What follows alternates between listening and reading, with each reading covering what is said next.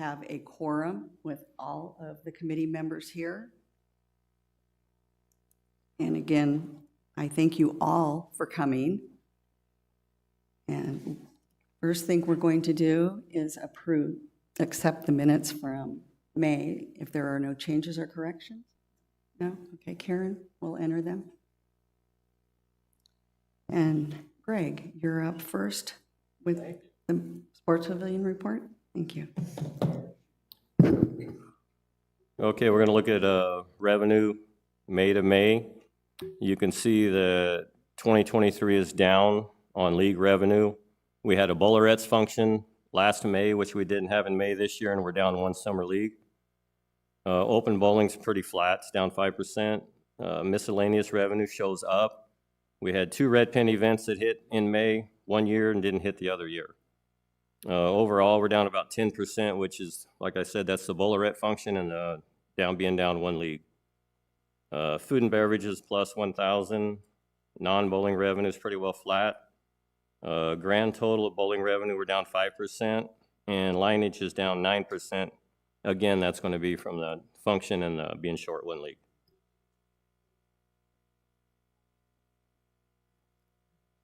Great. And Lizard Acres Pub is basically... Lizard Acres Pub is pretty well flat. $148. Great. Thank you so much. Any questions from the committee? No? Thank you. And with that, so it looks like Pete Finelli is going to do... Oh, thank you, Karen. I did not have that note here. Thank you, I forgot. Greg, we're going to touch base on the open bowling because there's been a lot of questions about the open bowling hours. Here we go. Currently, we have open bowling 7 days a week. We have a schedule of it that we keep at the desk. Everybody can have a copy of this anytime they walk in. We have it on our e-blast. There's a link that you can go to the e-blast, click on, and that'll show you. And we also have it on the rec center if you look up Johnson Lanes. We did find one 2022 schedule that was still online. It's not under the rec center. If you just Google Johnson Lanes, it pops up because somebody did a post. So it's just an old post that's up there. And Corrine already emailed to see if we can get something done about that. It's just an old post. But we do have open bowling 7 days a week. I mean, we opened back up on Sundays after the last meeting. And we're open 9 to 3 for open bowling. That's no leagues on Sunday. It's all open bowling. And last Sunday it went really well. So I just didn't want anybody to think you couldn't get an open lane because they are available. Great. Thank you, Greg. Also, I don't remember if you said this or not, but are these available, readily available at the desk? Yes, ma'am. As well? Super. Thank you so much. And I apologize. It took them a minute to get it up on the screen, so thank you for your patience. So with that being done, we're going to move into what I think everybody is here for.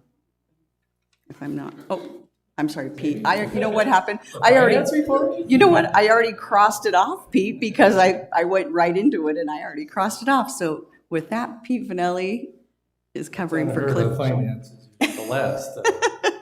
Well, thank you everybody for attending. These results that I'm discussing today are through April. Everything's on a year-to-date basis. The financials themselves are posted as an attachment, but we do this summary just to make it a little easier to read. For revenues, year-to-date, we're 95,000 ahead. Most of that's coming through the league and open revenues. The other, a lot of people ask about that. That's actually our bands and entertainment for the Lizard Acres goes as an offset to the revenues. Moving to expenses. Wage increases that were unanticipated, mostly in minimum wage and our health insurance, created a negative year-to-date. In the supplies and equipment, there was pins purchased for this year that were not anticipated. So overall expenses are $52,000 deficit. And so when you move to the summary, it's still favorable with the 98,000 exceeding the 55 in expenses. Against prior year, the revenues have also been increasing, mostly again in league play, and I'll give a summary on that in a second.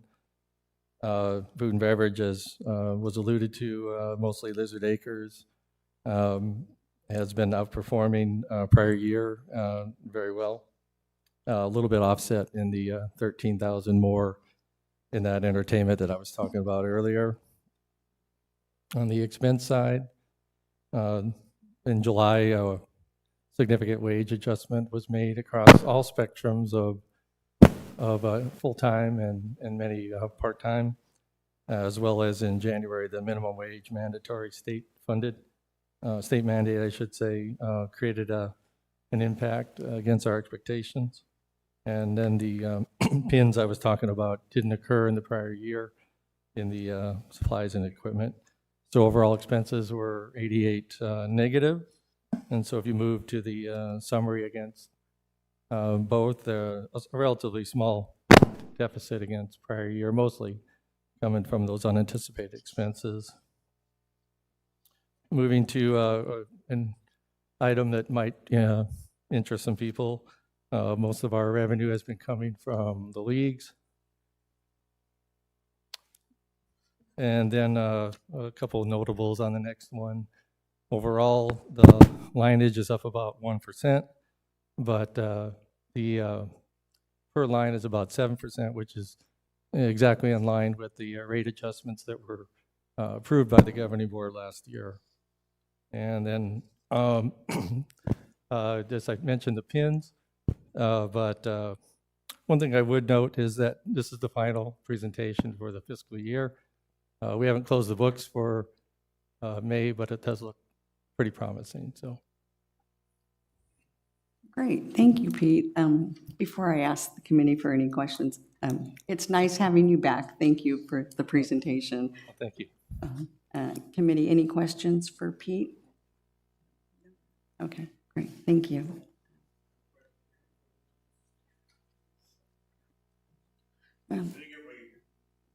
Okay, you, hold on 1 minute. You need to get up and go to the microphone, please. And so they'll bring it to you. You don't have to get up. They'll bring it to you. And he'll need the clipboard. Thank you. I don't understand why the wages like that, the increase in minimum wage like that would be an unexpected expense because that's been published for 2 years. Yeah, I'm sorry, unexpected, and the magnitude was higher than expected. We budgeted about 5%, came in almost 8%, because it's tied entirely to the consumer price index. Thank you. Pete, if you wouldn't mind, could you grab them? Oh, thank you. Appreciate that.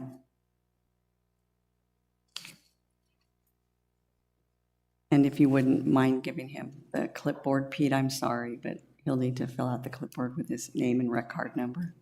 Thank you.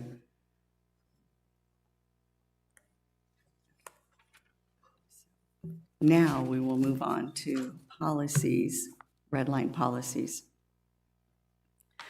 So what we're going to do is they're putting them up, and you'll see side by side the clean version and the red line version. And I'll ask the committee if there's any changes or corrections. These have been, the committee has seen these, worked on these. We've worked on them, we've made changes. And if there are no changes or corrections, we will make recommendations to move them forward to the governing board at the workshop, which is what will happen at Friday's workshop. So that essentially then they'll be able to, at the workshop, the governing board will make the decision to accept them and move them forward to the governing board meeting on the 22nd. Is that correct? Our meeting's on the 22nd? Okay. Which is where they would be voted on. So the first policy is BO1. And committee, are there any changes or corrections to the red line?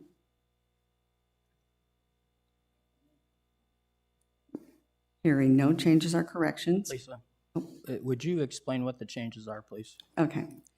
So basically, these policies, we're trying to make them cleaner, more concise, and clearer for the community. And, oops, sorry, I'm going to take my pen out of my hand. So that each policy is just a lot clearer for as far as non-resident bowling fees and non-resident versus resident. And one of the main areas of concern was the average age will be in a party is 45. One person in the party must be 45 years old. And that is what is happening throughout these policies. So, no, you don't. It's 40, no, you don't. No. Okay.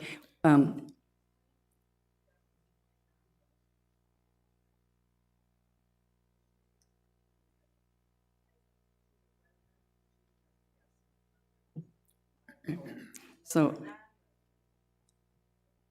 Greg, do you want to, since you're a covering manager of the bowling alley, right? And Hold on. turn your mic So- on, please. Cardholder residents, you can come bowl, you can bring your grandkids to bowl. Somebody 45 years or old has to be with the kids while they're bowling. We even have bumpers on 1 through 6. What came up in a meeting was about non-residents and public play. And all we've ever asked in the bowling alley is somebody be of 45 years or older in the party so people are supervised. Is that? Okay, This is pardon not a me, change. you can't be yelling out from the seat, and so if there are questions, you'll have to go to the microphone and state your name and rec card number and after, for each policy.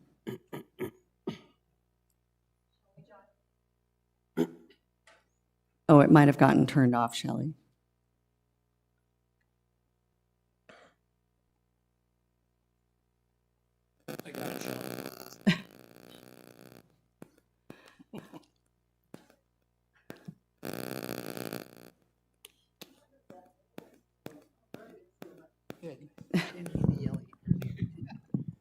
Thank you, Carl. Shelley Giles, 120182. I'm wondering, is this going to be the same in the billiard room and to go in and play darts in the pub too also? Good question. Let me try it. The billiard room, I don't know if anybody notices it, and I don't know where it came from, there's always been a height limit. A height limit is 52 And- inches. It's pretty much because you have to be a certain height to play pool. You Right. can't have to sit on the side. You have to, that's how that's been. Well, and another one of those reasons is, as a pool player, I will tell you, one of the reasons for the height limit is it's really easy to run the table with your pool cue. So if you're not tall enough and the kids go to hit the ball, that pool cue can run the table. So I believe that that's how that 52-inch height limit came into play.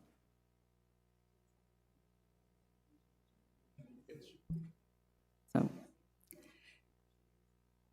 this was to cover the non-residents from any surrounding communities that we have that come in to bowl, and they wanted to just come in and drop off.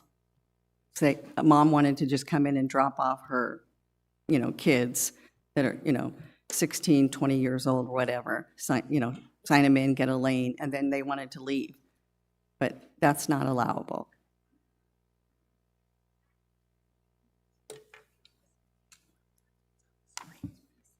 Okay, okay. We're in. Okay. That's all we're in. Okay. Okay. Mhm. Okay. Debbie? Hi, Debbie Cornell. My rec card number is my husband had to give it to me, 122266. The whole reason that I'm here is my husband plays pool most mornings, and he came home very angry one day. Okay. Debbie, this is only about is that only about billiards? Yes, yes. And it was announced that they were going to open up the billiards to the outside public. So I don't know where that came from, if that's true or not. And the age limit, that's fine about the 45, because you want to have the surrounding areas be able to play pool, and that is a semi-private. Entity. Greg, have you heard anything about that? I've not heard anything. The pool about room's for residents only. You can bring a guest in, but there has to be a card-carrying resident Okay. Well, with them. And as far as dropping the age in the pool room, that's a new one I've never heard. okay, well, he was told that they were going to open it up to the public by somebody that worked at the bowling alley. Thank you. Yes, And- ma'am. So bear with me one second, because I've been going through these policies just day in and day out. So inadvertently, I myself, and this is my fault, nobody else's, that I confused BO1 and BO2 with, the age comes into play on BO2. So if your questions, that's my fault, are regarding the age, can you just hold on for 1 second? And if there's nothing else for BO1, we're going to go, the committee's going to go ahead. BO1? No, well, let me finish with BO1, and then we'll move on to BO2. I just need to finish with BO1. And that's my fault, so I apologize for that. I confused the two policies, and I apologize. There is no 301 on there. BO1. It's BO1. See, up there, the line, BO1. So I apologize, that's my fault, so give me 1 second. So again, committee, if there are no changes or corrections to this policy, I would like to make the recommendation that we move this policy forward to the governing board for approval. Excuse me, can I address you? Yes. Okay, my name is Stephanie Klein, and my number is 135318. And I'm a little bit confused at what's happening during the meeting here, because I can't really see clearly what those policies are. It's my understanding, I don't know if it's rumor or not, that members or non-members want to allow younger people in unsupervised. And if that's not the case, then I'd like that clarified. You're speaking in generalizations right now that I don't understand. What is it that you want to put forward towards the board that would affect us as members? Because I don't want to play with young kids. I don't even really care to play with non-members, but, we do. And I think that we should be charged with that. But and I can't see what you're talking about. Well, exactly up what's there. on the board, and I apologize, but I don't have that's a what- handout. I don't know what's going on. So can you clarify what it is that you're trying to present? Okay, well, let me go ahead and,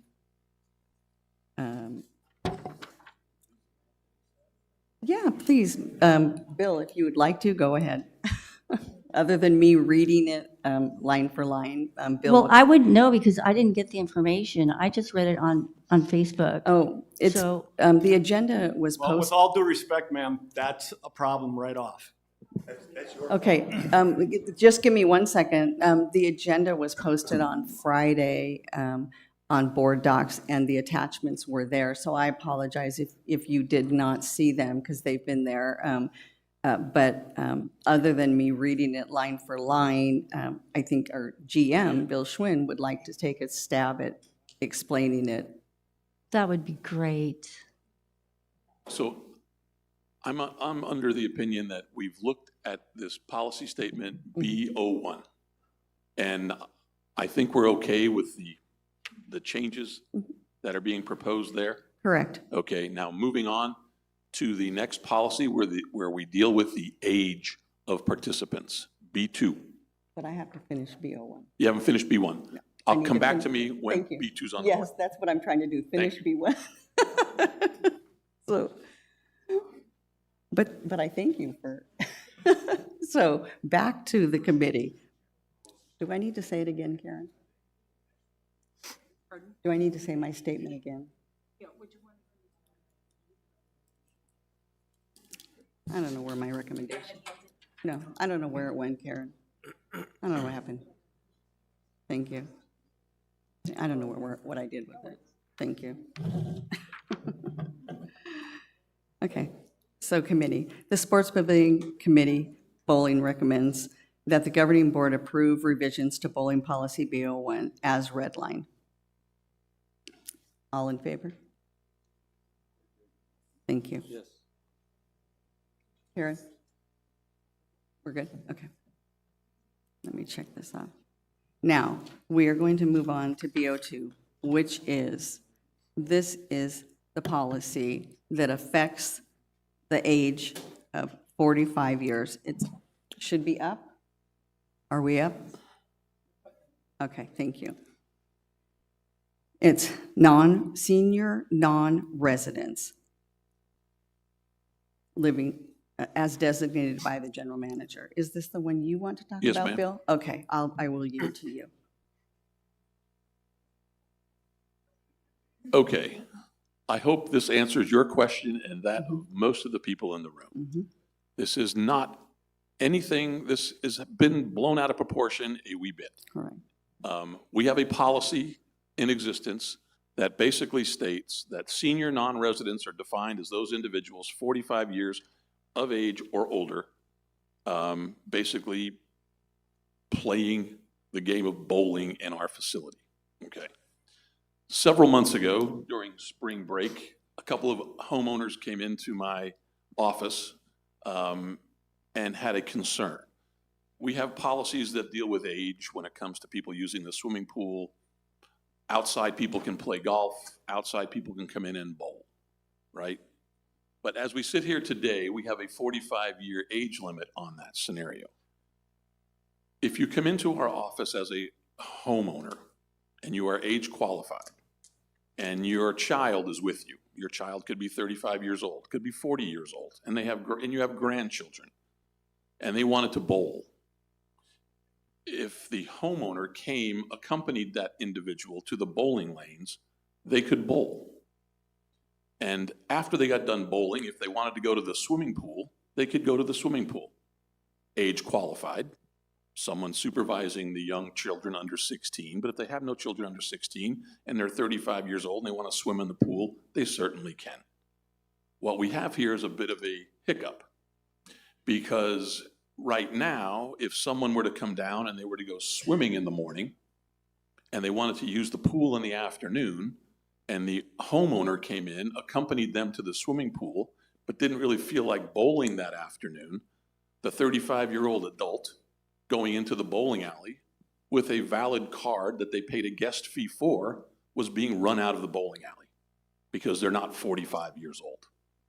So we're taking people of an age that want to play. They're not pushing anyone out of the room. If there's room to play in the bowling alley and they've paid their guest fee, in a point of fairness, should they be allowed to bowl? I think as a general manager, I would say yes, but is it in conflict with our policy? Unfortunately, it is. So it was brought forward to this committee to discuss. That's it. It simply got blown completely out of proportion, and I apologize for that. But all we're trying to do is make our policies a little more convenient for all, a little more understandable by all, and a little more uniform across the board. We don't run 35 people out of the swimming pool, and we don't run 35 people off the golf course or bocce courts or any place else that we have that people want to come and recreate, as long as they're legitimate card-holding members, supervised. That's the answer. We're just trying to clean this up a little bit. So what is an applicable age for someone to supervise someone? If they're under an age of 16, I believe, they need to be supervised by an adult. It doesn't say what age that adult is. An adult, you can go fight in the military at 18 years old. You can go to a bar at 21. I'm not sure what we want to decide on a viable age for a supervisor, but that's something we want to discuss here as a committee. We're not trying to do anything to allow leagues to open up to people that are 12 and invite people from Glendale to come over here and bowl. That's not the issue. The issue is a very simple one on how we deal with fairness when it comes to age. And I hope that helps. Thank you, Bill. So, yeah, and just a little background. There were I see a lot of familiar faces from our meeting last month to our meeting today, and I appreciate the interest. So the committee listened to what everybody had to say, and when we worked on these red lines, and we did what we felt you wanted when we heard it. If you were here, you remember that I took a poll of the audience as far as what you thought the age limit should be. We couldn't come to an agreement on what a responsible adult was, so we went at it as far as a specific age. And that's how we landed here today, just trying to stay in tune. We have to abide by our policies and bylaws set forward. So let me ask the committee one more time, if, having gone through this again, if there are any more changes or corrections to B02 as far as the 45 years of age for the non-residents and come in. No? Okay. So now I'm going to open up to questions for the audience. Dave Hennessy, 121-041. I think the big question here, the thing that's really raising the flag, is the non-resident.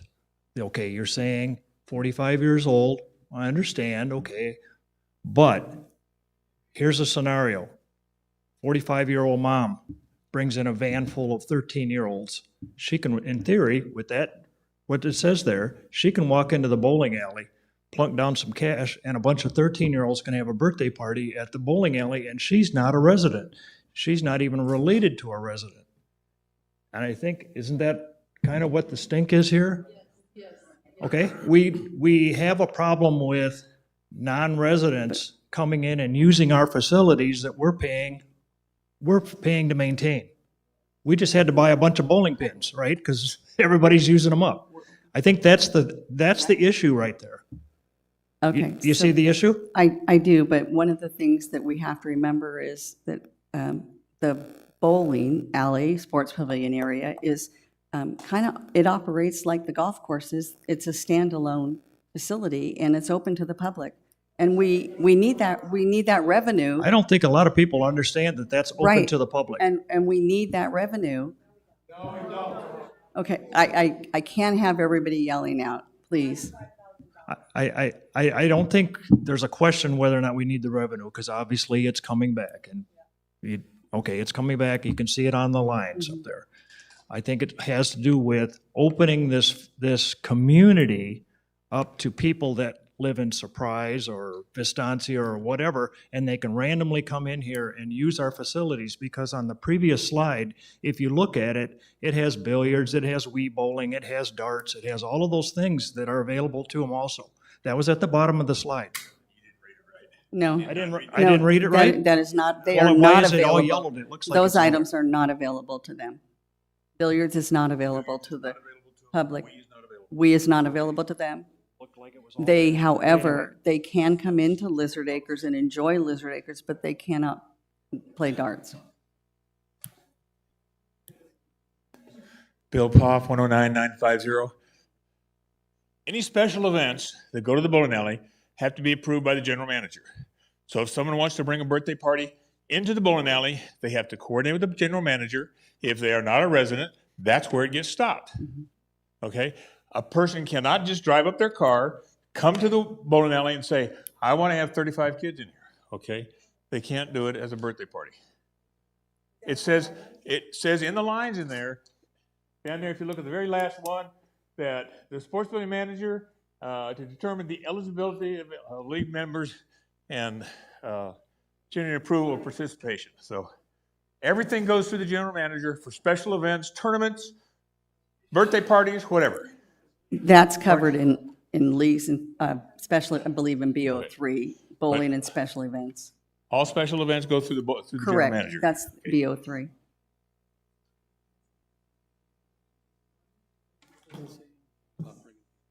Right. Right. I believe at this point, we do not put a limit on how many people, one person of 45 years age. We just say that somebody 45 years older is the only person that must be in your party.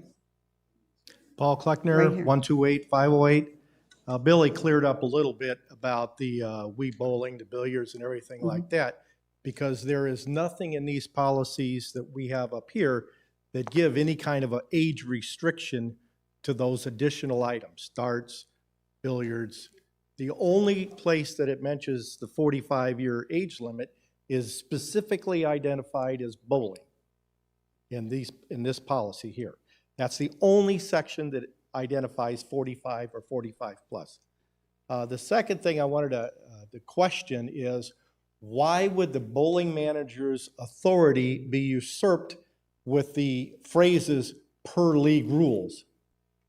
The league plays at his pleasure, essentially. So why should they have the authority to usurp his authority?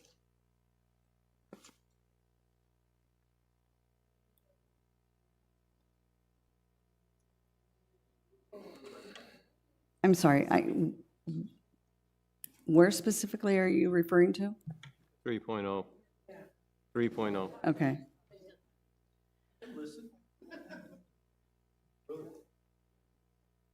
I got it. I'm listening.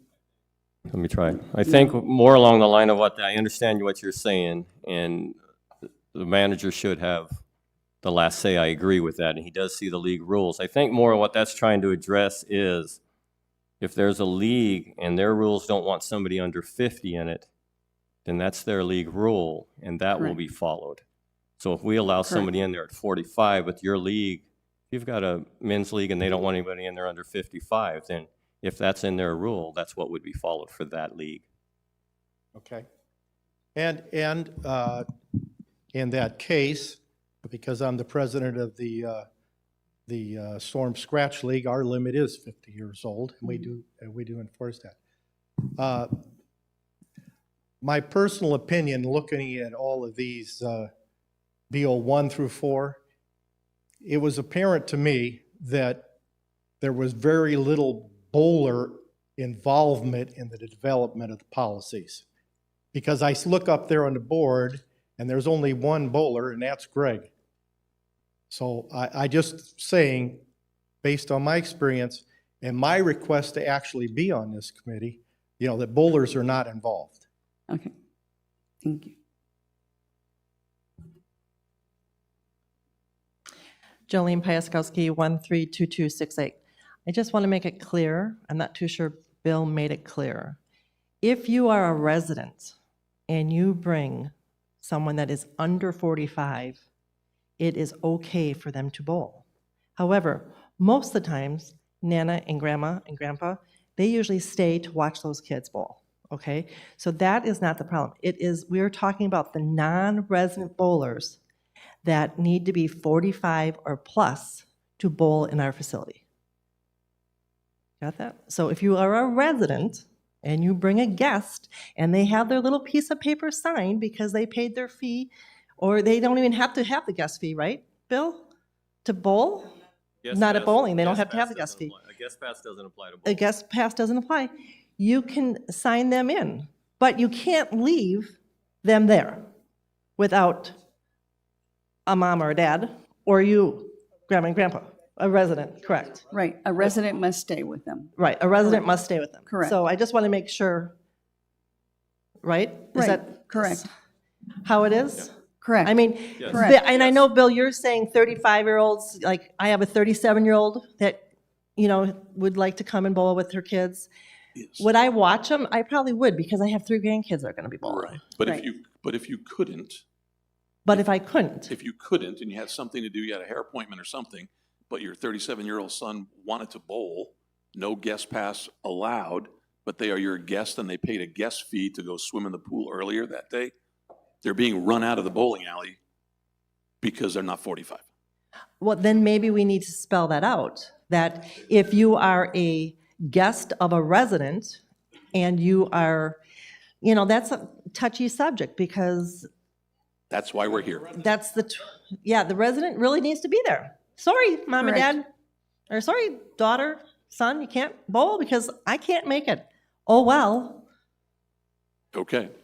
And I mean, that's am the I right? fairness, that's the fairness issue that the owner members were bringing forward. I So, mean, and if that's- they're there to visit you. They came to visit you. You should spend time with them, quality time, bowling time, whatever it may be. It's Okay. there. That's, Play those scenarios out. Right. but that's what I would, just so you guys know, if you are a guest, Thank you, Jolene. Okay. Thank you so much. I appreciate that. Thank you. Hi. Hi. Jane Peak, 133156. So just so I understand, because I try to bowl on Saturday nights, no tap, and there's never an opening, and you wait and wait and wait, and you get an opening, and then I get to bowl, and I see lots of 20 and 30-year-olds bowling there, obviously non-residents. I'm sure their parents didn't come with them. That's going to change now? Is that correct? That from now on, we won't see all these 20 and 30-year-olds filling up the no-tap slots? Is your mic on? I'm not, I don't believe that's happening. I'm really not sure there's 20 and 30-year-olds I don't bowling think in so. no-tap red pin. Oh, there are, yeah. Well, I know I bowled one- against them. one Saturday night is BASCW, and I know Mm-hmm. to be in that, you actually have to be a resident of And then the the other community. Saturday night Go ahead. is no-tap red pin, and there's lots of young people there. Then we will absolutely look into that, because I don't remember 20-year-olds. I don't remember seeing I'm just 20-year-olds. guessing their age, but they're Yeah. obviously not 55. I'm going to guess they just look younger to us. but- No, I've talked to... That's kind of insulting. No, I've talked to them. I They live agree, to outside me the community, too, and they are but- not 55. But Greg is going to look into that, because that should absolutely not be happening, because they have the rules to follow as I well. mean, some of them have bowled every week for months and months, and we can't get in because all the slots are filled. And I will tell you, red pin is something we addressed earlier this year, specifically BASCW and red pin. Those were the two we specifically addressed earlier this year. So if that's happening, Greg is going to look into that. Okay. Thank you. You got that, Greg? Absolutely. Thank you. Hi. Hi, just something real short. This is the second meeting in a row I've heard golf does let everybody in and their brother and sister. There are some regulations, 16(1). 2, if you are not a resident and don't have your resident card, whether you're a resident or not, it's $10 more for you to play golf. So not saying that that's something that the bowling alley ought to look at, and I know it's more expensive, but the times I bowled, we never had to show our card. Oh. So it's the point, the outside residents don't come in and play golf for the fee that we pay. Right. They pay, actually, it's average $10 more. It's between 8 and 12, depending on the season, okay? Okay. Something different than the last 2 months. And being a golfer, that's specific. They're not just coming in. Now, yes, there are rules and guidelines for the golfers also. I think it's 16 years old. You can't drive a cart unless you're over 18, et cetera. But outside area golfers pay a fee to come play in any of our 7 golf courses. So. Thank you. And Greg, if I'm not mistaken, non-residents, they purchase a card, do they not? Currently, that's $3 a line for open bowling for a resident. It's $3.75 for a non-single person if they're a resident when they come up to the desk. And effective in July, non-res bowling is going to go up to $4 a line. Resident is not going to be increased. Also, for a non-resident to be in a league, they pay a separate card fee for the season above what a resident pays. And that fee, that card fee is $25 now, going up to $30, Yes. correct? Okay. So, okay. Any more questions on BO2? Mary, are you coming or, okay.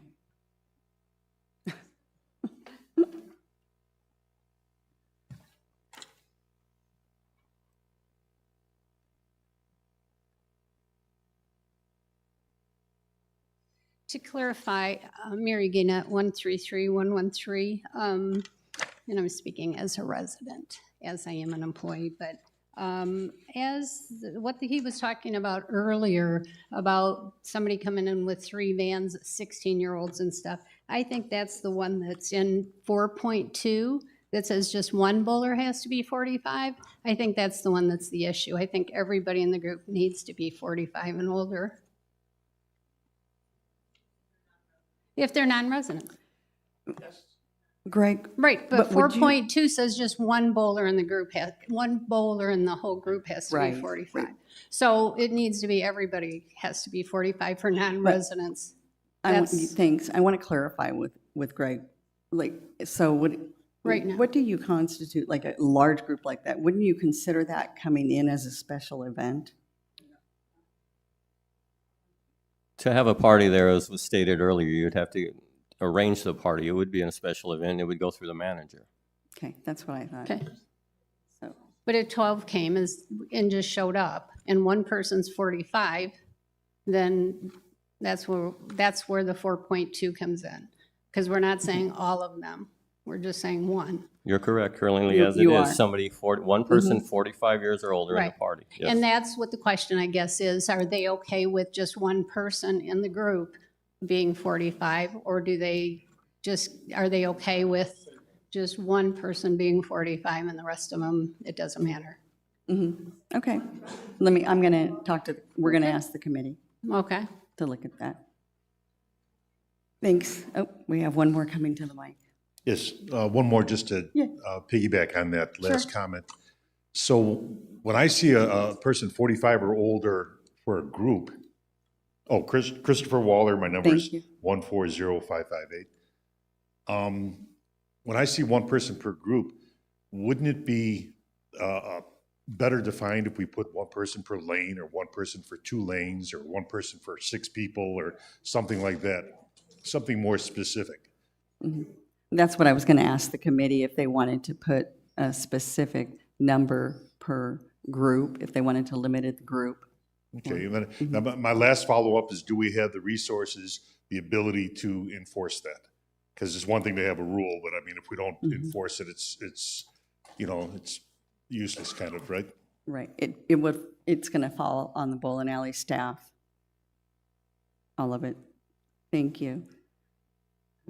So I will ask the committee your thoughts on under 4.0, 4.2, the last sentence.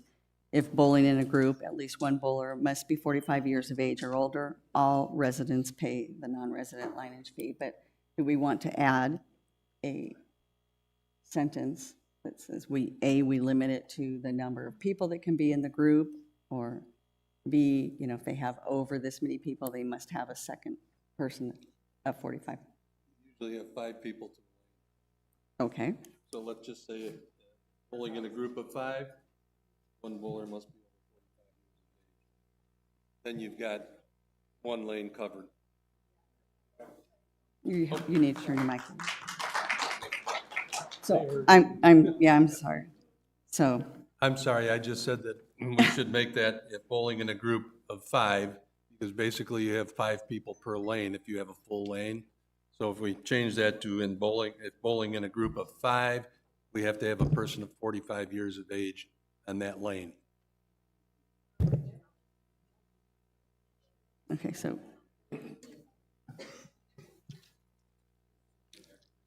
Every group of 5, there must be one person 45 years of age or older. I'm sorry, say that 5 again. or less. 5 or less. 5 or less, Karen. Mm-hmm. I can't hear you, Bill. I'm sorry. Do you want to tell me? So Karen, can you read me that sentence, please? That we're gonna. No, the sentence that I want to add this amendment. Can you turn your mic on, please? Oh, Bill took your mic, I'm sorry. No, she needs to read it. In a group of 5 or less, one person must be 45 plus on that lane. Yes. Make sense? Yes. Perfect, and that will be added to 4.2. So. May I say something? Oh, Just quickly, I want to say it to Greg. I love the staff that's at the bowling alley, but I think they need to be, I don't know how they are out in the bowling alley, but I know in the pool room, once families come in, they don't even check. Now, I was there last week, and over in the corner, there was this kid. Give me 1 second, please. I'm sorry. We need to stick to the policies that we're on, and we have to get through these and finish these, and we're going to have open comments at the end of the meeting. So if you would bring that up, please, to us at the end of the meeting. That's definitely something that's important, and we need to hear a thank you. Okay. Stephanie Klein again with another question. And we need your rec card number again, please. Thank you. 135318. So if you have a group of 5 and one person is 45 years old and the other 4 people are 6 years old, are they allowed to only play on lanes 1 through 6, Greg? Or are you just gonna take over? 1 through 6 is where the bumpers are. So if they want bumpers and they need bumpers, then they could only play on 1 through 6. They can play on the other lanes, but if they need bumpers, it's specific to 1 through 6. They're the only lanes with bumpers. But if they don't want bumpers, then they're allowed to play on the other they can lanes. play on any lane they want. Yes. Correct. If available, if the other lanes are available during open play. Okay.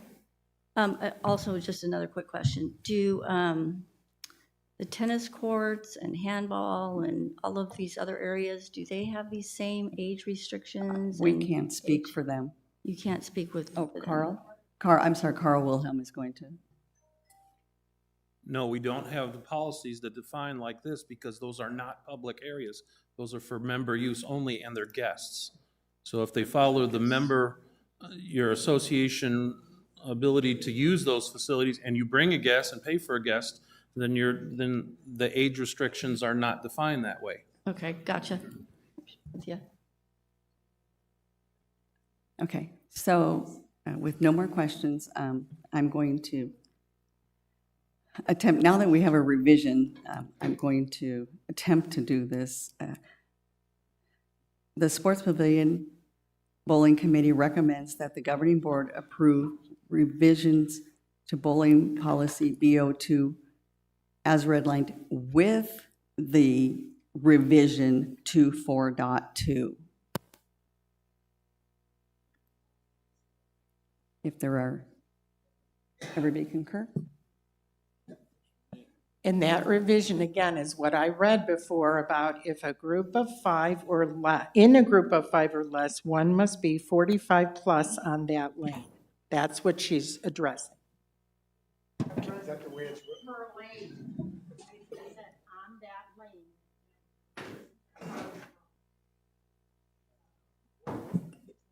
I'll read it again. So it's the bowling policy will be recommended as redlined, and you can see it up there. However, we're going to add the verbiage, as Lisa just said, with the revision at 4.2 2 that reads, if in a group of 5 or less, one person must be 45 plus on that lane. So it's lane restricted, okay? Right. I'm sorry, Chris. Hold on. I'm sorry, we're in the middle of doing this consensus. So, Cheryl, did I get your consensus? Oh, okay, great. Lisa, can I get just a clarification on Sure. that? I get that, the 45, right, for 5 people per lane. Does that, when we're talking about that, are we talking about outside play? Non-resident outside play. This is non-resident. My question is, does that include guests? Simply outside play? Yes, this is non-resident. Non-resident That's only. this, BO2 is senior non-resident. Needs to say I'm sorry, what do you want, Bill? It says right at 4.2, open bowling season, non-residents. Right, it's specific to that. Are you good with that? Okay, so we've gotten consensus, so we're done with this. Thank you. Yeah, okay. We're moving forward to BO3. Oh, I'm sorry. Yeah, I apologize. Again, Chris Waller, 140558. My comments actually on the revision, I like the direction that it's going. Okay. I think the wording is either redundant or not clear. Like, for example, a group of 6 wouldn't apply in the way that's written. I think it can simply be that, one bowler per lane must be 45, period. And then that would also help if residents come in and don't like what they see, they could walk up and say, hey, look, it looks like on, lane 14, the rule's not being followed. But the idea of 5, I don't think is necessary. I think it's 1 bowler per lane, period. So, Jim?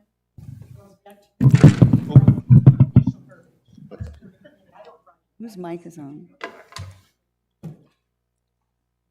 Works for me. Easy. He said it works for him, he's Works happy. for me. So now we have to revisit, we may want to take the last. Yeah. Go ahead. Bill Poff, 109950. I would still suggest you leave it as group. You're tying the hands of the staff like that when you start per lane. If you have a group that comes in with 5 people and you don't have anybody there, most of the time like that, we put them on 2 lanes. They're put on 2 lanes. So you're saying now you have to put all 5 people on 1 lane, which is going to take them an hour and a half to 2 hours to bowl, as opposed to putting them on 2 lanes, would only give them, half of that time. So I think 1 person supervising 5 people in a group is probably a better wording than doing it by lane. That's just a suggestion and comes with 12 years of working in the bowling No, alley. it's a very good point. You have a very good point. That is a really good point. A lot of times when there's 6 bowlers, we'll give them 2 lanes because then they can bowl cross lane, they get through it faster. He brings up a very good point.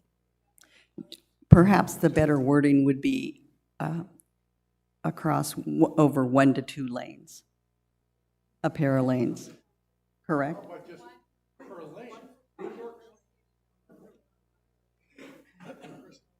Okay, I can't have all this crosstalk because it's really hard to hear up here. So if you'll bear with us, please. Karen, would you do me a favor and read that one more time for me, please? Because I'm trying to figure out how we I can. never got final word, but I'm going to. Okay. So I never got revised wording, but here's what I'm going to say. With the revision at 4.2, 1 person must be 45 plus per lane. Okay. Greg, I'm of the, I think I would prefer if we change it to a pair of lanes. Well, Or what do you another way to think? look at that would be, you're not going to have more than 6 on the pair then, which would limit it to a group of 6, and one person out of 45 is going to be one of the 6, so it still holds it to the 5. Right. So that would be how to do it. If they're gonna be on one lane, it's still the number that they're asking for. If it's on Correct. 2 lanes, then we're gonna have to limit it to 6 bowlers on the pair, one being a 45-year-old. Right. So do you want to That's- give Karen the correct wording? Well, Lisa, Okay. Okay. I think Joe wants to Without- weigh in on this too. trying not to get too much more in the weeds. In the weeds. But the gentleman talked about policing it, I think brings Right. up a good point. Right. Because quite frankly, if we just said 45 period, that would be easier to enforce. And so I'm asking you, do you think we can stick to something under 45 with one 45-year-old per lane, per group of 6, whichever, or is that more problematic?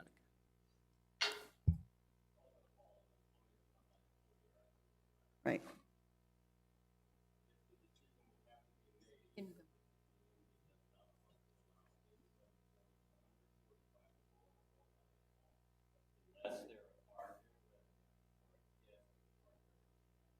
Right. Speak into the mic, Greg.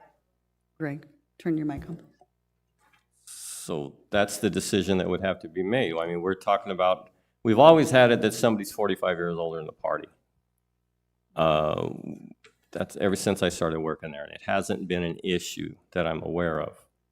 If you want to change it to where you're saying nobody under 45 that's a non-resident can bowl in the bowling alley, that's a different subject than what I understood we were discussing here today. And I'm not saying I disagree, I'm not saying I agree, I'm just saying that it's something that would have to be taken into consideration, because you could be, there's a lot more to take into consideration if you're gonna do that. Portobello's not, they're non-residents. Sun City Grand, they're non-residents. So you decide where you wanna draw the line. I understand you're saying 45, so that means people in Portobello, they can't bring their grandkids to bowl. No, I think just here, the question the question we have on the table right now is 45 years of age, and the only question on the table is the revision. Do we want to stick to, they can only have up to 5 people, and are we going to limit them to 1 lane or 2 lanes? That is the only question on the table with the revision. Okay, how I would, after everybody's talked, how I would see that is what we said earlier. If they're gonna be on 1 lane, the max on the 1 lane would be 6 bowlers, one has to be 45. If they're gonna be on a pair, you still hold it to the 6 bowlers, one of them's 45. So you still have the group number the same, it's just going, they're either gonna bowl on 1 lane, which takes more time, or they're gonna have cross lane on a pair. Right, so I'm asking you, as the interim bowling alley manager, what you would prefer the revision to read, because you're the one, covering the bowling alley. And It would have to read 1 person in the party, no larger than a group of 6, including the bowler, must be 45 years or older. and 1 lane, or no, you don't want, you want to stay clear of the lanes, period? You want to leave the lane out completely? It would split 6 people. You want it? The group's gonna be the max, no matter if they're on 1 or 2 lane. Okay.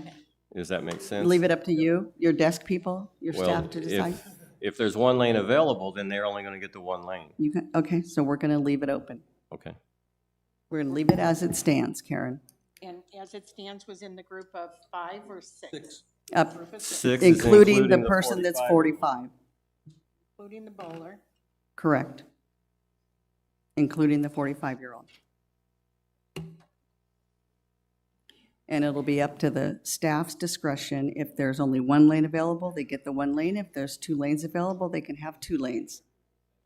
With the same number of people, up to 6 people, with the 1 person being 45.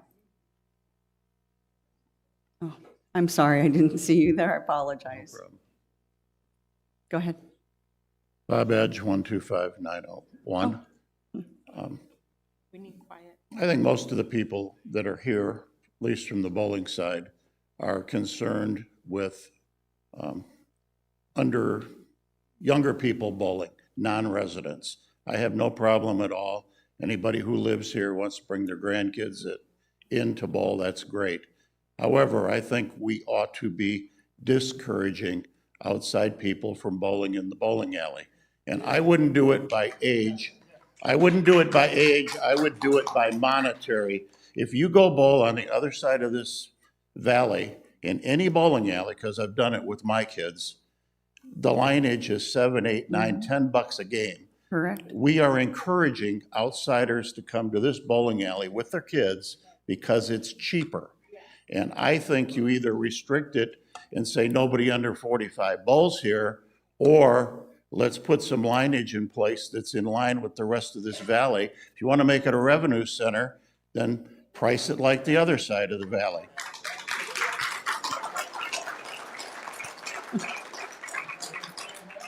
Thank you, Bob. I appreciate your comments. Thank you. Okay. So, thank you. Thanks, Bob. Mr. Hurley? Did you have a comment, Mr. Hurley? No, I was just congratulating Bob. You know, one thing that we do need to consider is that the frontline people at the bowling alley, the people that work behind the desk, and they're in the best place to see groups coming in if they're immature, if they're going to be acting up, that sort of thing. And I do think that they do need to have some discretion. Excuse me. They do need to have some discretion as to what they allow and what they don't allow. Okay. Lisa, Okay, please, I really cannot have people yelling out from their seats, please. I'm Jolene again, 132-268. Just a quick question here. I was at the GM Ops meeting, and you guys talked about the FA08. Is that going to have any bearing on this 45 thing? No, it won't. Okay, I'm just making sure. No, I don't. I mean, I don't know how the policies work. I don't know if it's Sun City West policies go and then bowling, or does the bowling policies precede the Sun City West policies? No, the policies all have equal weight. FA08 deals with guests. Yes. Right. Right, okay. So I just wanted to make sure. Okay, thanks. And Tim, if I'm not mistaken, we had this conversation on Monday as well, right? So it's possible that there may be some alignment that may have to come into play once September or October rolls around and FA08. based on what happens here, the FA08 will be looked at again. Okay, thank you, I appreciate that. So, moving forward now, we will once again. So it stands, sorry, I have to Do I need to do I the have to revision again? review BO2. So BO2 reads, in a group of 6, I can't even read my writing anymore, I'm writing all over the place. In a group of 6, including the bowler, at least one person must be 45 years of age or older. Is that correct? That is correct, period. Correct, Greg? Thank you. Do I need to get consensus again from the committee, Karen? We already got it, we're good to go? So much, okay, good, I will, so committee, I'm going to read this recommendation one more time, and we're going to just cover our bases one more time, because, just to make sure we have it correct.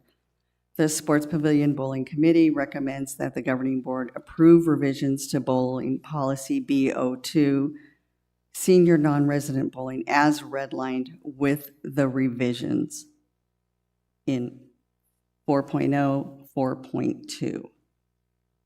Do I have consensus? Hi, Janet. Is that 6 or less? I have 6 or 6 less or written, less. and I'm sorry. Correct, 6 or less, including the person that's 45. Correct. Cheryl? Yes, okay. Karen, we have consensus. Thank you. Okay. We are moving on to BO3. Special events. And again, these were posted on board docs. The committee has gone through them. The changes were made. I will ask the committee one more time regarding the bowling tournaments and special events, Saturday night red pin bowling and the BASCW events, again, we just made them clearer, more concise. And are there any questions, concerns, or changes? Carol?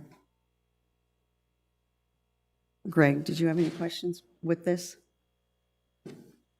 Okay. Does the audience have any questions or concerns regarding BO3 with special events? No? Okay. So the Sports Pavilion Bowling Committee recommends that the governing board approve revisions to the bowling policy BO3, bowling tournaments and special events as redlined. Do I have consensus? Karen? Unanimous.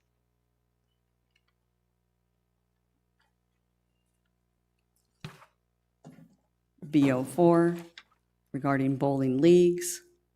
Again, this was posted on the agenda. The committee has reviewed the red lines. We made corrections and changes to it. I will ask the committee again, do they have any changes or corrections? Committee? No? Sure. Audience, any questions for BO4? Oh, it's not up? Oh, I'm sorry. Oh, okay. Do you want me to bear with you one moment while we'll give them a chance to put it up? And Jolene again, okay. 132. Okay. 268. Okay, just under 3.0 leagues, it says lane requires an age restriction on bowlers. Greg, that would apply to the 45, right? So, but they can decide if it's 45 or 50 or whatever, but it would have to be at least the bare minimum would be 45. Yes. Absolutely. Okay, making sure. Absolutely.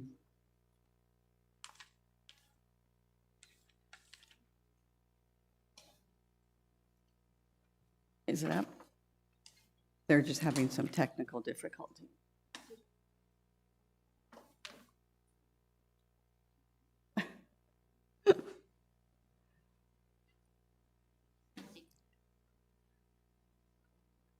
Is it up? Okay, there we go.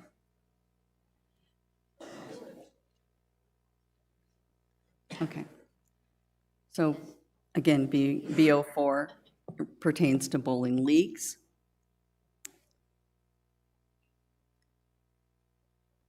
And it's been posted on the agenda. The committee has reviewed. And again, I will ask the committee, are there any changes or corrections?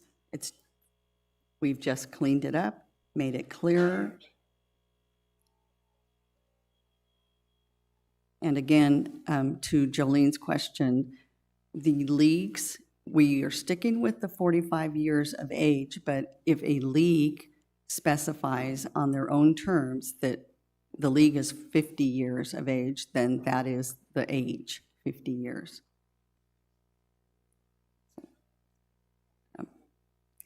Committee, any changes? No? Okay. So I will read the recommendation. The Sports Pavilion Bowling Committee recommends that the governing board approve revisions to bowling policy BO4, bowling leagues as redlined. Committee? Consensus? Thank you, Karen. It's unanimous. Mm-hmm. That's it for the fun.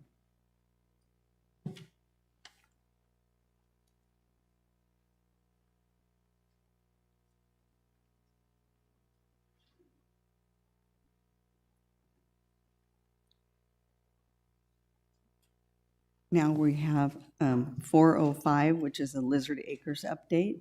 Greg, that is you. We got through it. Yeah, I feel like I need a drink Sorry. right now. Lizard Acres, there was some residents asked last time if we could do something about groups being able to play mahjong, people to go and throw darts, shuffleboard. So we secured some of the beverage. Obviously, we need to because we have a license in there. So we do open it up. The There's some storage areas that are locked. The bar has a swinging door and it's secure, but we're opening the room up. We turn the lights on. There's music playing, so you can go in there and play shuffleboard. The shuffleboard pucks are kept behind the bar. Ask one of us at the desk to get them for you, but you guys know the darts are over on the table. You can go in and play darts. There was a group of 4 ladies playing mahjong the other day, so we just wanted you to know that we did get that done as you requested, and you're welcome to come in. We have a event coming up that's going to be involving the radio station. It's going to be on the first night of it will be July 1st, and they're going to be playing their music in there, so you can come in and dance in the pub to the music playing on the radio station. And it's called Saturday Night Dance Party, so everybody should come check that out. The first night will be July 1st.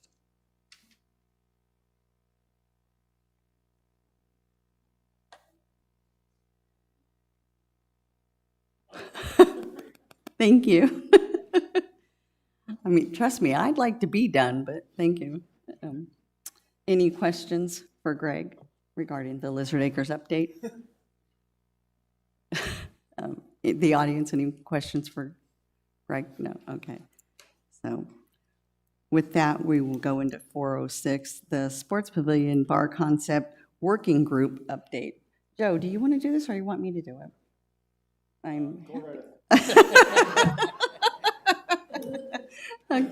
Okay, yeah.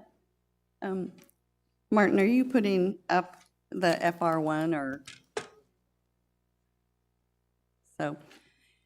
So if you were here last month, you got to see the, Carl, you want to talk or no, you want me to do it? I'm happy to do it if you don't want to, but you were also on the working group, but you want me to do it? Okay.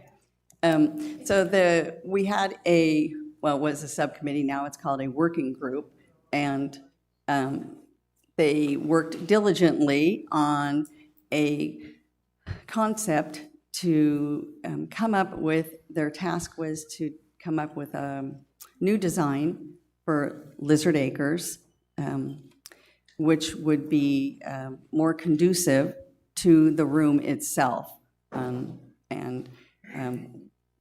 You need to be a little more ADA compliant and help us out with tables. The bar needed to be a little more revamped. So they did an outstanding job, and we are going to bring that.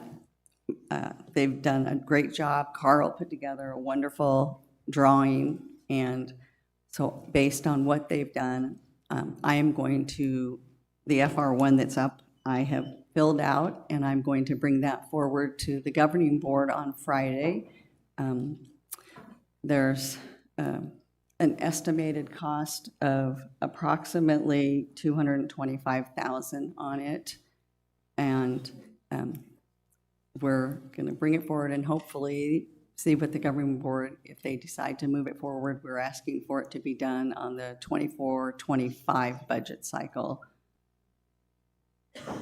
But we did not bring the picture, the layout with us, but it was up on last month's, and it's also, if you want to look at the new layout, you can go back to last month's agenda and pull it up there and look at it. So that's just a little bit of an update for you there, if there's any questions. Hi. Hi. Gary Zarek, 139800. As a frequent occupant of Lizard Acres, yay, we speak from a lot of experience, and it seems like the Friday evenings, because we bowl in the league, it is an absolute mess for us. All the parking structure is filled. We have our 70 and 80-year-old residents hauling their bowling balls from the walking track because the band starts at 5 and everybody's in there at 4. So the parking lot is completely full. So everybody who has a bowling ball not in a locker has to bring it in, and you watch these 75-year-old people at the end of the walking track haul their stuff in because all the parking spots are full with people going into the lounge. The lounge is great. The only day it's ever really busy, where it's crazy, is 3 hours on Friday night. We are in there 3 and 4 nights a week, and it is perfectly fine. just the way it is. So the question I had was, is there an opportunity to transfer that to the social hall on Friday nights? Is that something that could be looked at rather than $250,000 worth of spending to really not increase the occupancy of the Lizard Acres Lounge, but just to make it nicer? And we do need to get the bingo chairs out of there because it does look pretty lousy. But there's 400, probably 400 capacity in the social hall, and 265, I think, is the limit in the lounge. And it's like, they take the chairs, they sit at the tables, they eat at the tables because there's not enough room in the restaurant for them. They're dropping food all over the floor. Bowlers don't have a place to change their shoes. And it's like, we talk about the Lizard Lounge, but it really affects more than just the Lizard Lounge. It affects a lot of the residents who come in to bowl on Friday nights. And next year, that league's even going to get bigger. So there's going to be less parking available for people. So it was like, I know the social hall is there, and I know it's huge, but I don't know what it would take to accommodate a Friday night facility there. You know, can you get alcohol served over there? I don't really know. No. I'm not really sure. Yes, sir. I'll answer that if you give me a moment. Yeah, go ahead. So let's think about the last couple of years, and your voice was heard about wanting a pub environment, a social gathering space. It was agreed by this community, the governing board, to make that happen at an available space, which is Lizard Acres Pub or the Sports Pavilion. What's important about that is we have a liquor license there. It's a limited liquor license. You know, it sells beer and wine products. It has an opportunity to be serviced by food. It's a place where we already socially hang out to bowl, billiards, things like that. It's not possible to have it at the social hall. That would be an event. Okay. That would, you know, and I think we all know and participate in some of the great events that are here, whether you're in a club event or with a rec center recreation event. There's a lot to do with that. There is no bar environment in the social hall. Who would break down a bar every weekend for one Friday night when, you know, you see the work that goes into having a 300 to 800 seat event in either the social hall or summit hall. So I do appreciate the question, but it is not an opportunity. Okay. And I mean, we've heard our voice as a community, and that is why Lizard Acres is the prominent choice to have this social gathering area, and we don't have any other spaces for that. So, But it really does affect the bowlers also. It does. And it's really kind of a pain in the butt sometimes when you can't even find a parking spot, and they're sitting at our tables and they're eating dinner outside at the tables, and staff asks them to move and they don't move. Okay, and then we go see Barry, and you know, it starts. And the other thing is, it's hotter than Haiti in that bowling center most of the time. Is there any opportunity to put a air-conditioned controller in the bowling center itself? Because I understand it's in the executive offices is where it's controlled from. Is that true? Whether the control is in room A, B, C, or D doesn't matter. We have a climate control system here at the rec centers that is monitored by facilities maintenance. It's got set programming. It has a couple degree bump opportunity if, like, you're in a club room or a larger room space and you have a request, you ask either the monitor or a staff member to increase or warm up the room by a couple degrees. But otherwise, our climate control is set throughout our rec centers. And okay, because it's really warm in there is my point. It's really warm in there, but you're doing a sport activity too. A lot of people that bowl.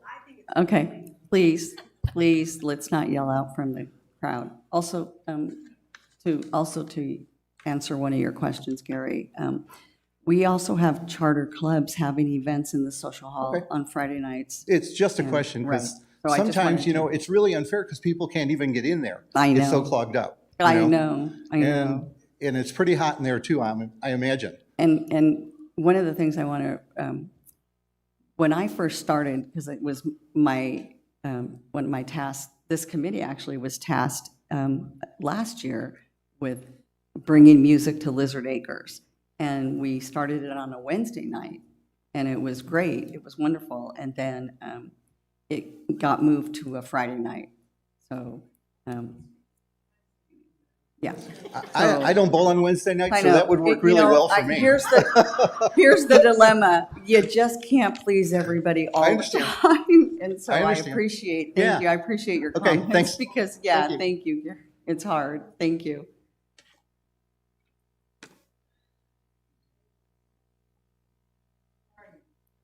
We need, He's writing right now. He'll say his name in rec card. Hi, my name is Tom McNally, 915-482. Couple of things. You said there's air working in Lizard Acres? Yes, there's air conditioning in Lizard Acres. Is it ever on? I mean, I don't mean to be a smart aleck, but I mean, on Tuesday nights when we would do trivia, on Friday nights, before Friday nights on Wednesday, it's a sauna. Now, the fans, which we all know don't work that great, but at least that's some kind of ventilation. I'm certain the air conditioning is working just fine in Lizard Acres. I will have it checked with Greg and Facilities Maintenance tomorrow. Okay. Just to make sure that we're Thank you. operating appropriately. I will tell you, though, based on, the spatial layout as it sits today, you're in a drinking environment, you're getting heated up, you're dancing, you're having fun. There is no perfect example of air conditioning in a room like that. I have taken in consideration that when we do this, if we have this opportunity to do a remodel in there, that air conditioning has to be taken into consideration. That will be reviewed by an architect. Okay. The other thing I have a question of is, I saw the artist's rendition of the presentation of what Lizard Acres is going to look like. Didn't look to me, and I think it was mentioned at last month's meeting, the capacity is actually being cut by 10.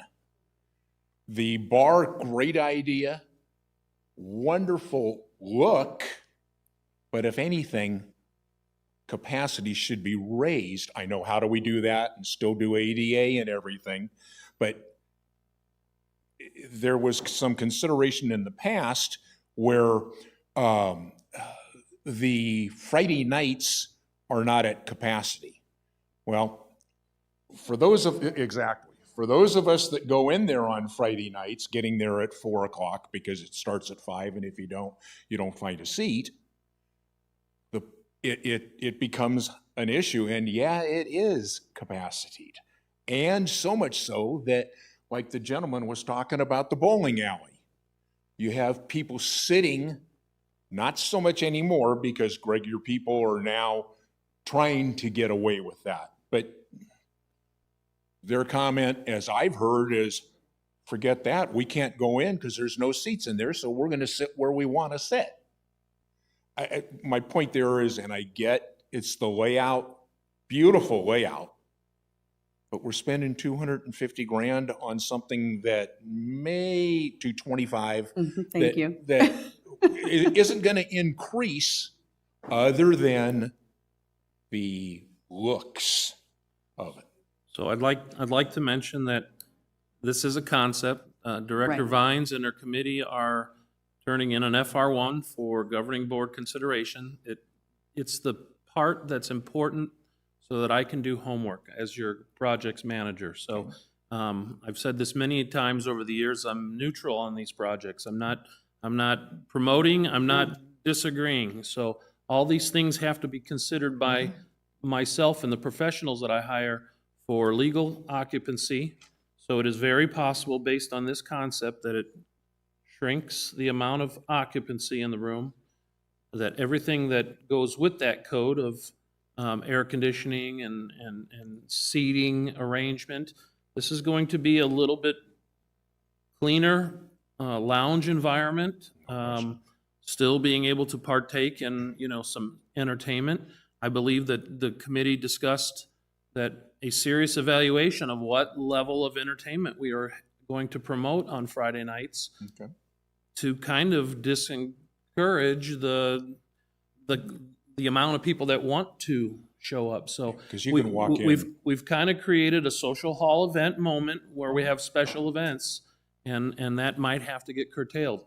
But the priority in this is if the community wants this and the governing board eventually approves a dollar amount associated with this concept, it's going to come with, we're making sure that we're ADA compliant, occupancy compliant, and the room works correctly. So, All right, thank you. You're Thank you for welcome. your time.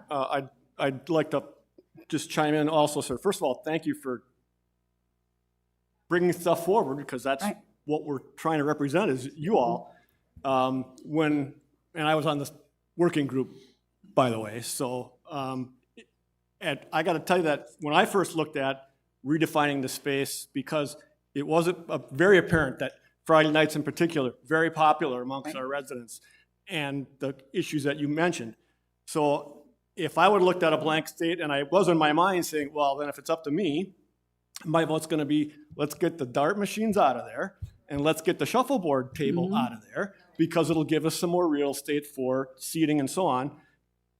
And I heard quite a bit of pushback, I must tell you, though, from the people who play darts and say, no, we want it in where the alcohol is served. And the shuffleboard, who I frankly have not personally seen used a lot, I had a lot of people tell me, well, then you're not there at the right time, because it gets used a lot by people who are in there also buying drinks and generating revenue, if you will. So we're trying to keep everybody happy, maybe not so successfully. One last thing. Okay. Any idea what's going on come September for the NFL football? Because they've changed. Carl can address that. Yeah, that package has So, changed. thanks to Greg Moran bringing this to our attention, we have done our research that there is no solution right at this moment, that the NFL is still collaborating with others.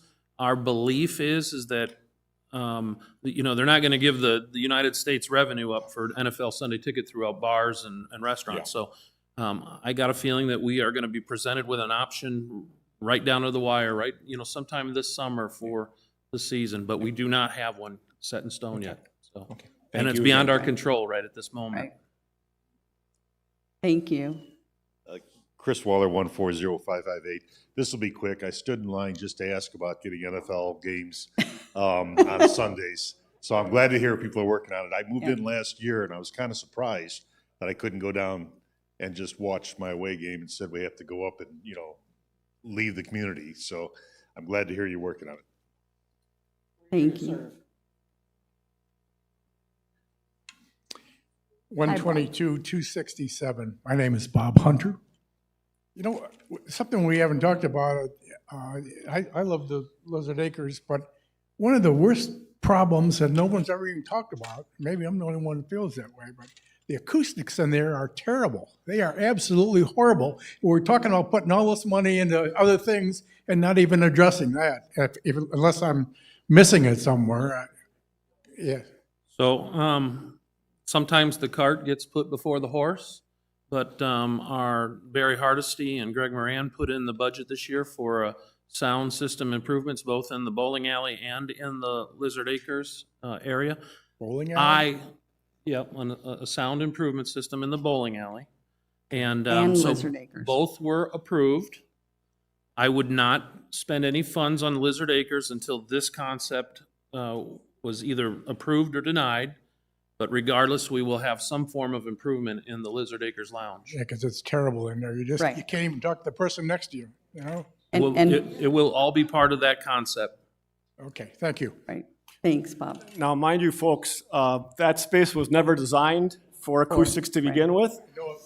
I'm just saying, it'll never be, and Greg can, I'm sure, chime in on this, doesn't need to, but the bands themselves tell us that, because they're the professionals playing, and we just have to tell them it's never going to be like it is other places that were designed for music, because that's just not the way the room was designed. And unless we're blowing out walls and ceilings and stuff like that and making it a $2 million project, that's not going to happen. But we are going to address it in some fashion. And if I can, it's also why when we first started bringing in music to Lizard Acres, we wanted to keep it to just not, we can't have large groups in there, so we just, one or two people that's it, one or two people in the group, and because the acoustics in there are terrible, and that's how we started. So there are some groups that I think they're bringing in now that might have 3 people. Oh, and see, you cannot have that. You just can't bring groups in there that have, but therein lies the problem. When we first started, we were keeping it down to 1, 2, and we did have some that might have had 3, but that is the problem. Shelley Giles, 120182. This is for Greg. Going back, Jane had to leave, but to follow up on her and the Saturday night bowling, like bowling for quarters, we used to call it, or whatever. Is there any way we can do it? Because I haven't bowled in a year or 2 on that because it's so filled up so early with the people that don't live here. Is there any way we can go like the tickets that we sell at the box office now? They go to residents first and say by Friday, if it's not full, then other people can sign up? We'll look into that. We haven't Okay. thought about doing it that way. We'll look into it. Thank you.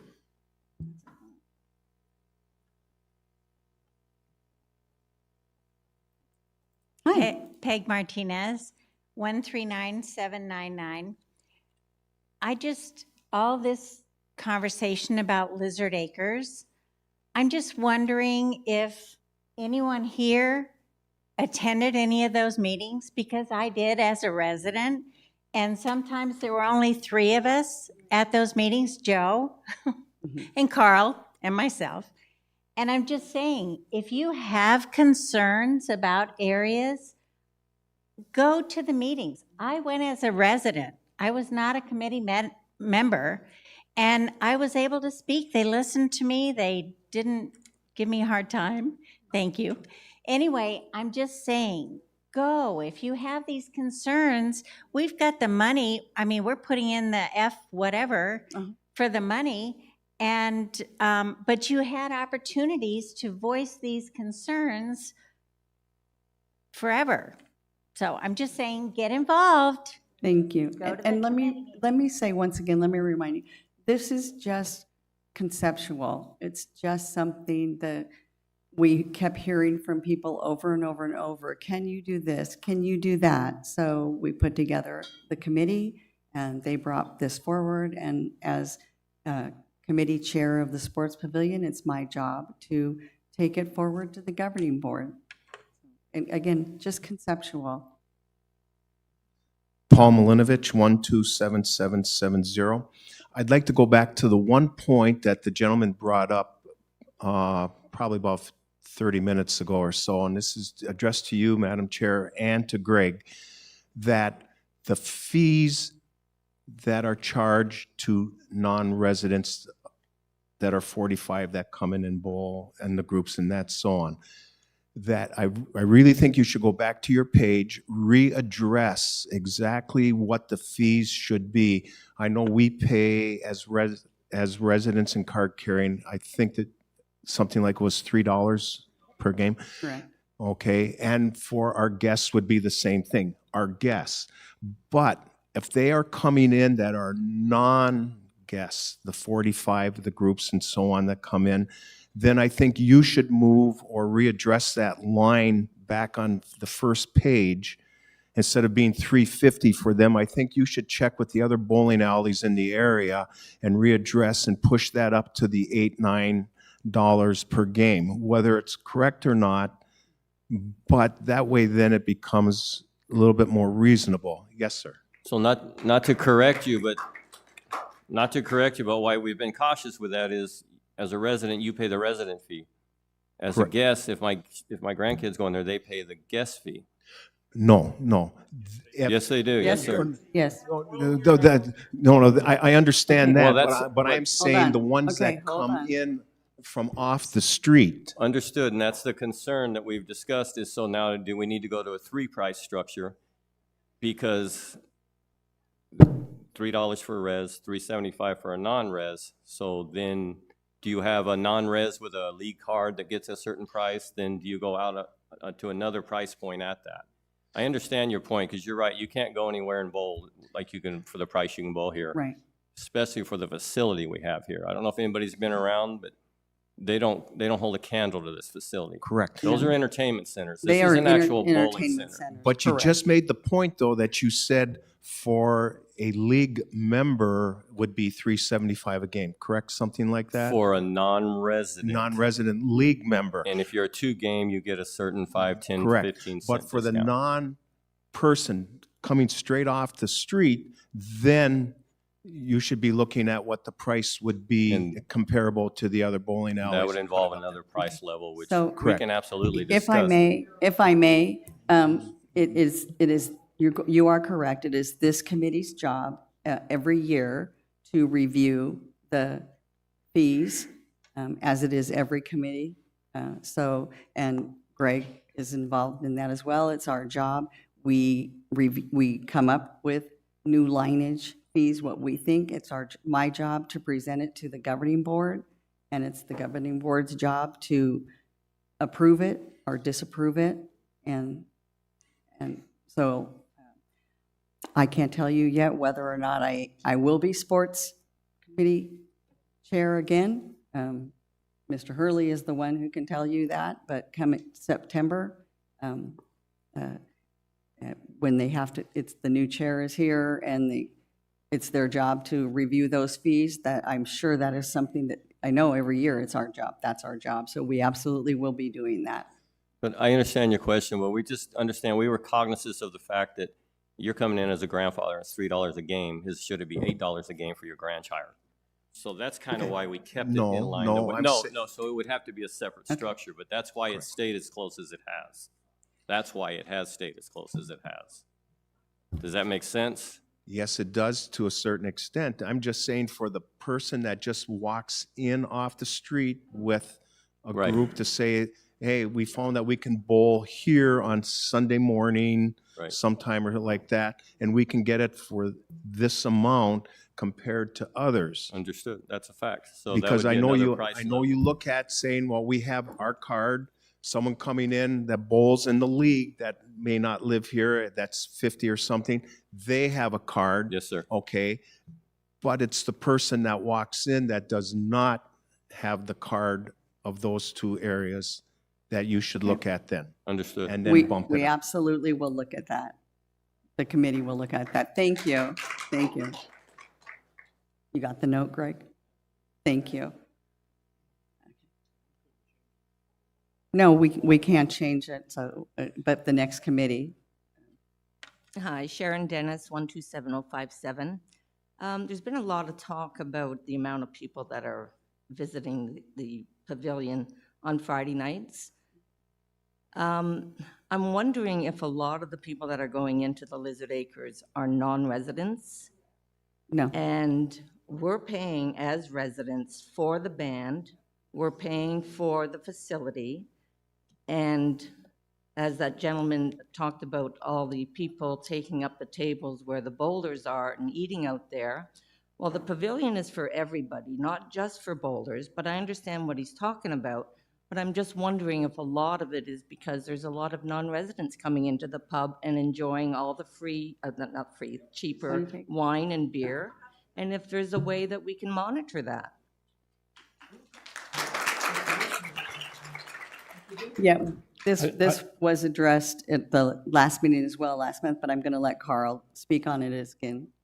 We are at our end of the year business. You know, I think this is the last Sports Pavilion Correct, meeting. this is our last meeting. You will have either, you know, the same chair or a new chairperson leading this committee next season. It starts in September. I encourage you to repeat this size of audience and make that known, because that is part of, you know, the concept, if you will. You know, do we need to make some rule changes in Lizard Acres? And the only way we're going to hear that is through your voice, and we want to follow that voice. So if the facility should be managed as a private resident-only pub, then we need to hear that from you, and I thank you for bringing that to our attention today. Correct. But September is when our committees start back up for New Year's business. Our business is virtually closed for this year, So the work that gets done over the summer is the planning so that we have something to talk about starting September. Okay, and one last point on the Lizard Acres. Yes, it's the pub for Friday nights, and they have the band and everything, but it's not just for that. It's like you were saying, people go to play mahjong. I would really not like the shuffleboard table to be removed. Where else is it going to go? That's what a pub is all about. You have your darts, you have shuffleboard, you have bands, you have music, you have dancing, but dancing and music is only Friday nights. There We go in are there- no plans to move the shuffleboard table. That I is, can that tell is you. not correct. Oh, that's not? That Did you is not decide to correct. move it That out? is open for discussion. Oh, it Yeah. is open, okay. So, I you know, stand people- corrected because last I heard we were not moving, so I People do apologize. use it, and it's not just on Friday nights. You know, if you're looking for more room, then shove it back against the wall, because it doesn't get used Friday nights. But we Oh. use it Mondays. We're Okay. there Monday, Wednesday, Friday, and we Thank you. always go in there and we enjoy it. Thank It's you. not just for the pub. Thank you. Okay. Okay, thank you. I'm going to take one more comment, and then we're going to cut it off so we. Cutting it into our pub time, Lisa. Well, Debbie Cornell. Debbie, I'm trying to cut it off, but you want to talk. Maybe what would help Debbie, at the pub. Debbie, we need your name and rec card Oh, number, I please. said it. Debbie Cornell, 122268. Maybe, I don't know if this would work, but maybe on Friday nights we could put signs on tables reserved for residents only on like 2/3 of them. I know they would just ignore it, but.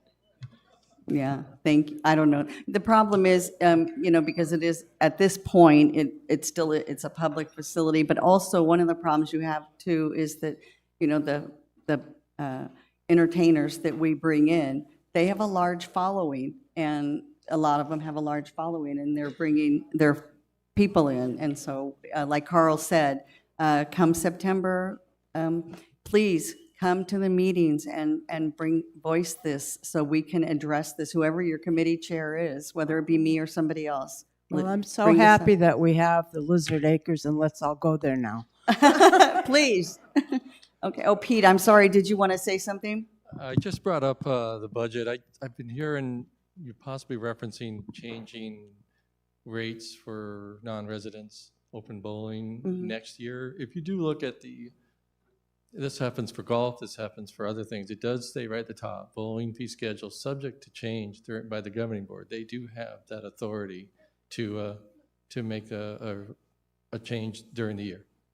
Thank you, Pete. You got that, boss? All right, so, I'm sorry? I said if Pete didn't say it, I was going to. Oh, okay, thank you. So with that, I thank you all for coming, I appreciate it, and. Oh, that was open comments, I apologize. So if you have something you'd like to say, please come to the microphone. I know, I'm gonna let the committee speak. Dina Lamb, 129282.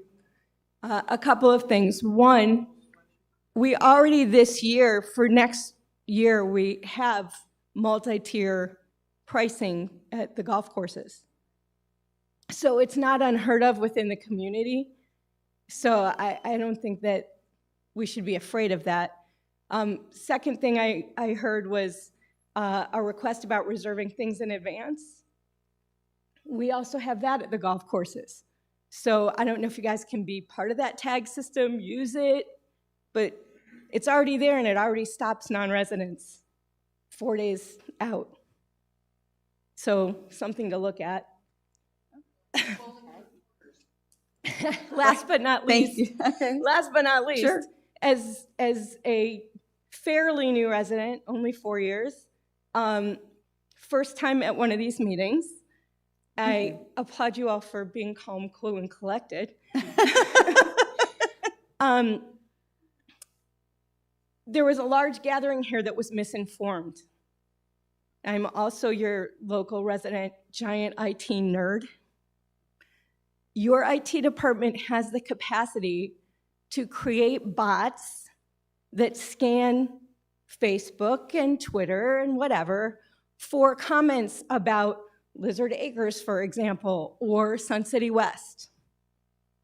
Perhaps if we took advantage of that technology, you could have proactively squelched some misinformed concern today. Those bots would have come back and informed you that people were worried that we were opening up the entire community to 16-year-old vagabonds on drugs. That is the word that was out there on the ladies' chat page. That is the word that was out there in Buzz About Town. Now, people may or may not have replied to comments on those pages, but if you guys and our community as a whole, not just this committee, could have taken advantage of bots and gotten in front of it, and even put on your agenda, your first item could have been, let us address what is real and what is not real. So it's just a suggestion. The technology exists, and we have an IT department. You should definitely look into it. Thank you. I appreciate that. Thank you. Okay, so I'm going to ask the committee, because I let the audience go with their comments since they all were on a roll and I didn't want to interrupt them. So the committee, do you have any comments? Because we are at the end of our year. No, no, they are like, no, Cheryl, no. Okay, Greg, do you have anything you want to say? No, okay, so nobody has anything to say. Tim, do you have anything you want to say?